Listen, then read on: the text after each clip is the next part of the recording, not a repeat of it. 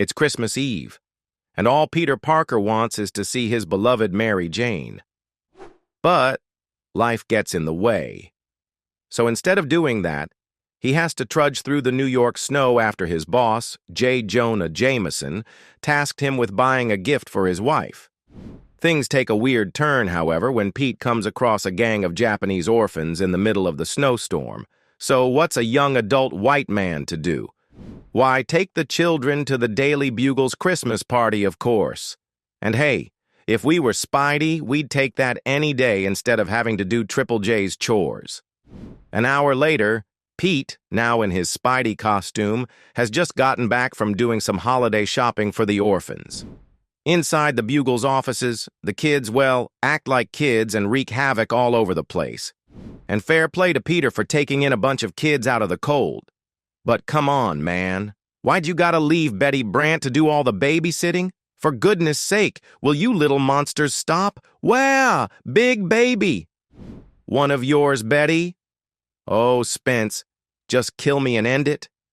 Meanwhile, J. Jonah is busy talking to his wife over the phone and being absolutely whipped. However, the Japanese kids make too much noise that Triple J is forced to unleash his superpower, being a 1950s dad. Quiet. The kids freak out and run away from Jonah. That is, except for one, a cute little Japanese girl who's taken a liking to the cranky old man. Ye gods, it's attached itself. Help! Papa-san. A few moments later, Pete has switched to his civilian clothes as he enters the office carrying a bag of gifts. The kids rejoice when they see him, and we find out that Pete has brought them a bunch of Spider-Man action figures. Ooh. Ah, Spider-San. Call it what you want, kids, but Uncle Peter's got to advertise. Somewhere else, inside the Baxter building, Johnny Storm acts like the insufferable a-hole that he is while he burns the same Spidey action figure that Ben Grimm, the Thing, just gave him. What did this lame-o do to deserve a figure? And why'd you give it to me, Lumpy? Hearing that, Ben tells Johnny the exact thing that Marvel fans have been thinking since the Silver Age. Come on, Matchstick. I've seen the way you look at old Webhead. Admit it, you're kind of sweet on him. But Johnny chooses to stay in his flaming closet and instead lashes out at Ben. Their quarrel only stops when Sue Storm, aka Invisible Woman, scolds them. Sue has no time for this bull, though, because she's got some last-minute Christmas shopping to do. Before leaving, though, she and Crystal of the Inhumans check with Reed Richards, aka Mr. Fantastic, if he's had any luck looking for her cousin, the Inhuman Queen Medusa. They leave him to it, as Janet Pym the Wasp fetches Sue and Crystal to head over to Macy's. Speaking of Macy's, an unidentified man wearing a trench coat and a scarf on his face gripes about the spirit of the holidays. My plan is in motion, and my inside man has set the stage. I'll just have to deal with Spider-Man. Meanwhile, inside the mall, we find out that Flash Thompson has gotten a gig playing as Macy's own Spider-Man. The manager, who happens to be an absolute piece of crap, acts all uppity to the annoyance of his assistant. Still, Flash takes it all in stride. Back at the Bugle, Christmas wouldn't be complete if Triple J didn't verbally harass Pete. Using my money to buy those brat Spider-Man toys? Is my blood pressure some kind of sick joke to you? I've got half a mind not to give you your gift. Aw, listen to me. I'm sorry, Parker. It's not your fault you're stupid. And you did get my wife's gift. Oh, geez. Oh, geez is right, Mr. Parker, because you totally forgot to do it. At the same time, Sue, Crystal, and Janet are busy with their shopping. Franklin wants the FF Action playset. But I don't know. Why? 'Cause they made your butt look as big as She-Hulk's? Jan, don't be silly. I just don't know if it's healthy for him to play with his family. Besides, that butt is huge. I mean, who sculpted that thing? Seriously, ladies? Bad-mouthing She-Hulk's sweet booty on Christmas Eve, no less? Come on, y'all are beneath that. Hey, maybe that's why you girls failed to notice that creepy trench coat man is making the rounds inside Macy's right now. And he's got a snowman head-wearing woman with him, too. Trenchy spots Flash wearing the Spidey costume as they pass by a mall Santa who's planning on literally tinkling on the kids if he doesn't get a bathroom break. And that's not the craziest thing that happens in this story either. Trenchy thinks Flash is the real Spider-Man, so he does some weird, creepy hoodoo, which hypnotizes Flash and puts him under Trenchy's control. Dance, Spider-Boy. Oop! Meanwhile, Betty has had it up to here with these kids. Jonah piles on, and she just loses it. That's it. That's the last straw.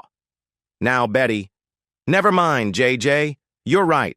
It's your paper, your party, your world, which makes this your candy cane. Yick!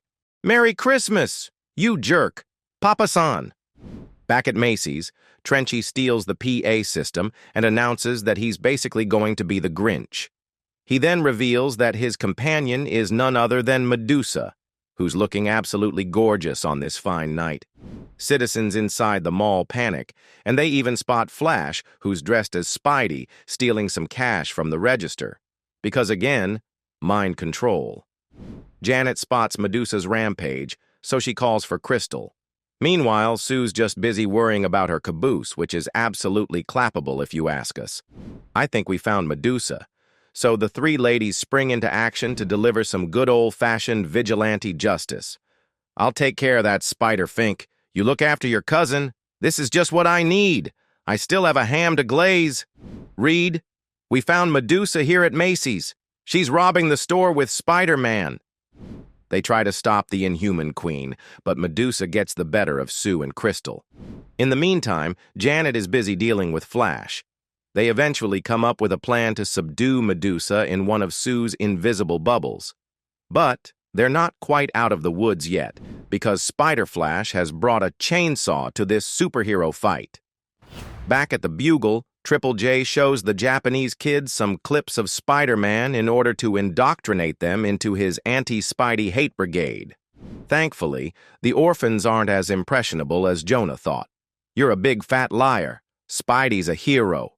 You realize, son, I make one call, one deportation threat later, and Jonah finds out from one of his employees, Jillian Blythe, that there's news of Spider-Man going on a rampage at Macy's. Of course, this gives old man Jonah the jollies, so he invites the orphans to go to Macy's with him so that he can prove that the wall crawler is a menace. Ah, nothing says Christmas like classic child endangerment. Hey, Jonah, where are you off to in this bad weather? I'm taking these cubs to Macy's and shatter their childish illusions about their hero. Ah, the holidays. Zip up, sweetie. There we are. At the same time, Spider-Man, the real Spider-Man, has just arrived at Macy's to pick up the gift for Jonah's wife. But he gets there to find the mall being terrorized by Flash and Medusa. Okay, housewares, hardware, toys, and chainsaws? Spider-Man? Sweet Christmas. Back at the Baxter Building, Reed tells the rest of the Fantastic Four to suit up and give the villains their holiday beating, while Jonah, Jill, and the orphans take a carriage bound for the mall. At Macy's, Sue, Janet, and Crystal continue to duel against Medusa as Pete watches on. Geez, what is it about Christmas? Look at them go. And who the heck is Spider-Man? Well, Pete gets his answer and discovers that it's his old high school bully Flash, who's freed himself from Trenchy's mind control after Sue and her crew yeeted him. Peter does him a solid and tucks Flash away to safety. Moments later, and it's web-slinging time. Spidey rushes Medusa and dodges her hair. She tries to hurl a bowling ball at him, but she misses and it Rube Goldbergs its way until one of the mall's decorations falls on Medusa. The impact knocks her out.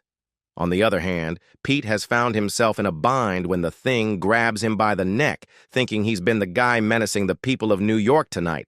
Not so fast, Buttercup. Eep. Think you're pretty tough, eh, Spider-Rat? You beat that woman up all by yourself? Hey, handsome, maybe if you're lucky, Santa will give you some rocks in your stocking to match the ones in your head. Did I say that out loud? Oh, geez. Yup. Oh, geez is right again, Mr. Parker. The Thing sends him flying with a single punch, while the rest of the Fantastic Four check up on Medusa. They soon discover that the Queen of the Inhumans was hypnotized. And oh, Jonah and his gaggle of Japanese kids have just arrived at the mall, too. As for Spidey, well, his whole mistaken identity ordeal is about to come to an end when he crashes into a miniature Santa trying to sneak away with a bag of stolen money. You killed him. Spider-San killed Santa. A Scooby-Doo style face reveal later, and we find out that it's not really Santa, it's actually Trenchy. And more importantly, Trenchy's actually the Z-list villain named the Puppet Master. Will someone please tell me what the heck is going on? Here's your answer. He used these clay puppets to turn you into slaves, his unwitting partners in crime. That's some mighty nice exposition, Richards. Well, things worked out in the end after all was said and done. Flash got a hot date with Jillian. Pete managed to buy the gift for Jonah's wife, while Sue stopped worrying about her fine caboose to finally get home and glaze that ham. And in one fine twist of fate, Mary Jane actually got to visit Peter this Christmas Eve, presumably to also glaze some ham, if you catch our drift. It's a Christmas miracle. That's it for now, you lovely people. We hope you liked this video. Let us know what you thought about it in the comments section below. Don't forget to hit that like button, share, subscribe, and ring that notification bell for more. And from all of us here at KRTV Marvel, we wish you happy holidays. See you soon.